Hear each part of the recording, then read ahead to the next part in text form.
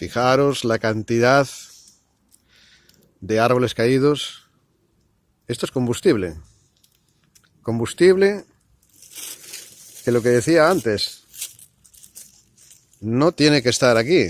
Donde tiene que estar en las casas, calentando la chimenea. Para encender la cocina de hierro, para hacer la comidita, para calentar nuestros pies. Fijaros qué pena. Qué pena, ¿eh? Y qué tierras, qué terrenos tan buenos, ¿eh? Buenísimos son esos terrenos. Y no dan nada. Lo único que dan son problemas. Problemas y problemas, nada más. Esto no le da ningún beneficio a sus propietarios. Nos dan perjuicio a todos los que vivimos aquí. Ahí abajo ya están las casas. No se ven desde aquí, pero bueno, después de esos eucaliptos altos, ahí están las casas ya. Qué pena de desperdicio de terrenos, ¿eh?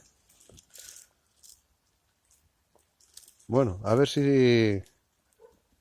que en otros lugares está funcionando, insisto en lo de las sociedades estas, porque es una cosa buena para todos, sobre todo para todos los que tenéis estos terrenos particulares. Yo, la verdad es que aquí no tengo ninguno, ojo, pero yo desde luego no lo tendría así. Y está funcionando, están apostando por ello, es la mejor manera de luchar un poco contra el minifundio y gestionar todo en conjunto, es bueno para todos. A ver si tocamos este tema y si lo vamos ampliando, o si dando información, y si conseguimos aquí también podríamos visitar otras sociedades, alguna sociedad que ya está formalizada, que ya está en funcionamiento, y a ver cómo les va. Chao.